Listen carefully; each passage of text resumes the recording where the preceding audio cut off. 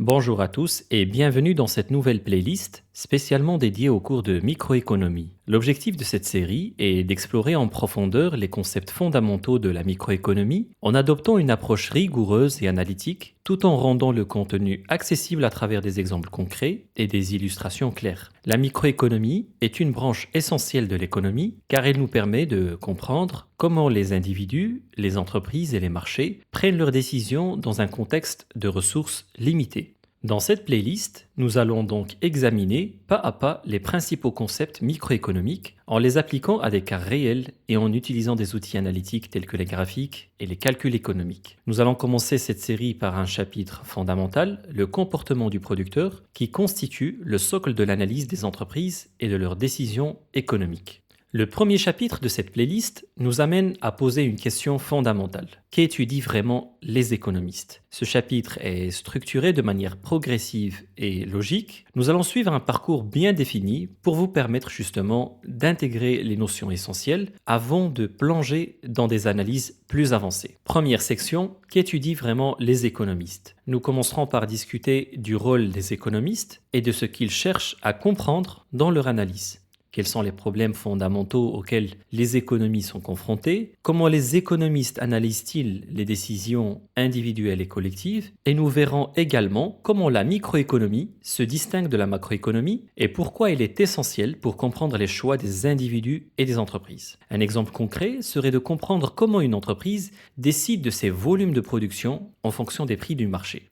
La deuxième section s'intitule Rareté et coût d'opportunité. Dans cette section, nous allons examiner deux concepts centraux en économie. La rareté, pourquoi les ressources sont limitées et comment cette limitation affecte les choix économiques. Deuxièmement, le coût d'opportunité. Comme vous le savez, toute décision implique un sacrifice. Nous allons expliquer comment mesurer ce sacrifice et son importance dans la prise de décision. Un exemple classique, si une entreprise utilise ses fonds pour investir dans une nouvelle usine, elle renonce à d'autres opportunités, comme l'achat de nouvelles technologies par exemple. Nous verrons comment ce choix influence sa stratégie. Troisièmement, nous allons voir la courbe des possibilités de production. La courbe des possibilités de production est un outil graphique très puissant qui illustre à la fois comment une économie peut allouer ses ressources entre différentes productions et aussi de comprendre les concepts d'efficience, d'inefficience et d'opportunité de croissance économique. Nous allons analyser des situations pratiques comme le choix entre produire des biens de consommation et des biens d'investissement. Un exercice pratique consistera à construire une courbe de possibilités de production et à interpréter ces mouvements en fonction des variations des ressources disponibles.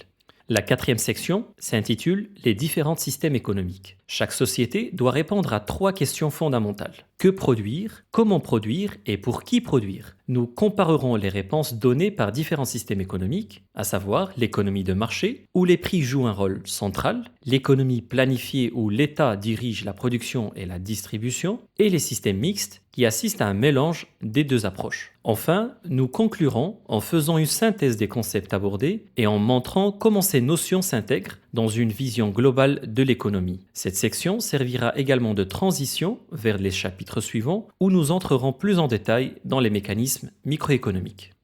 La microéconomie constitue l'un des piliers fondamentaux de l'analyse économique. Elle s'intéresse au comportement individuel des agents économiques, qu'il s'agisse de consommateurs, des producteurs ou des interactions sur des marchés spécifiques.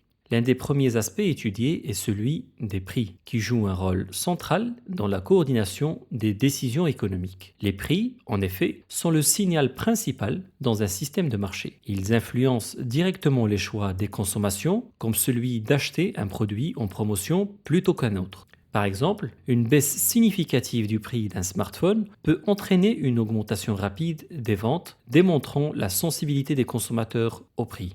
De l'autre côté, les entreprises utilisent les prix comme un levier pour maximiser leurs profits, ajustant leur production en fonction des conditions du marché bien sûr. Les questions liées à la gestion des priorités personnelles, comme décider entre s'inscrire peut-être à l'université ou entrer directement sur le marché du travail pour un étudiant, font également partie de cette analyse. Chaque décision repose sur une évaluation des coûts et des bénéfices, qu'ils soient financiers, personnels ou même temporels. Un autre élément essentiel est la gestion des ressources financières limitées ou la capacité financière des agents. Chaque individu ou entreprise doit effectuer des arbitrages entre différentes utilisations possibles de ces ressources. Une famille, par exemple, pourrait hésiter entre économiser pour un futur projet, investir dans l'éducation des enfants ou même simplement consommer des biens et services pour améliorer leur qualité de vie actuelle. Ces choix illustrent le rôle de la microéconomie dans la compréhension des décisions qui sont prises au quotidien. Ce cadre d'analyse aide également à interpréter les comportements dans des situations concrètes, comme pourquoi certains consommateurs choisissent de reporter une dépense importante à plus tard en cas d'incertitude économique.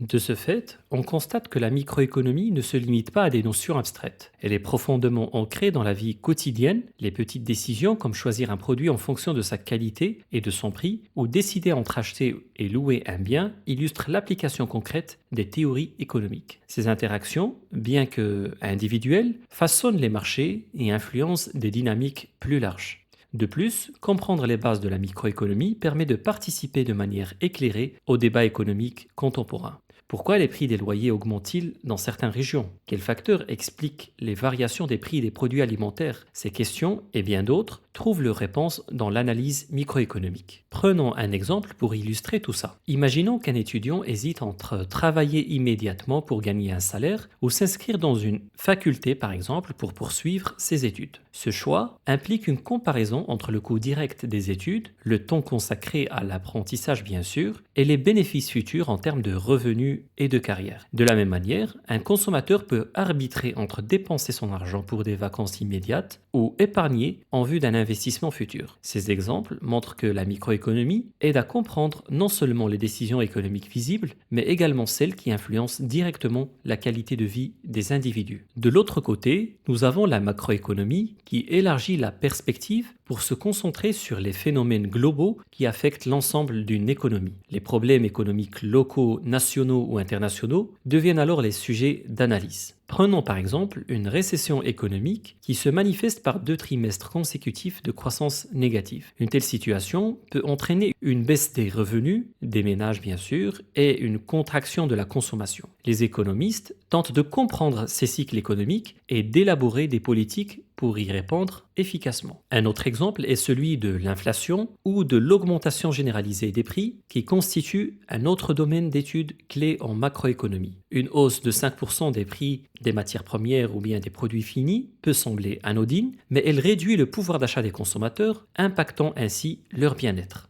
Je vous encourage à participer activement tout au long de ce chapitre, poser des questions, proposer des exemples issus de votre quotidien ou de l'actualité. Cela enrichira notre réflexion collective et rendra l'apprentissage plus interactif. À très bientôt sur Ecosphère.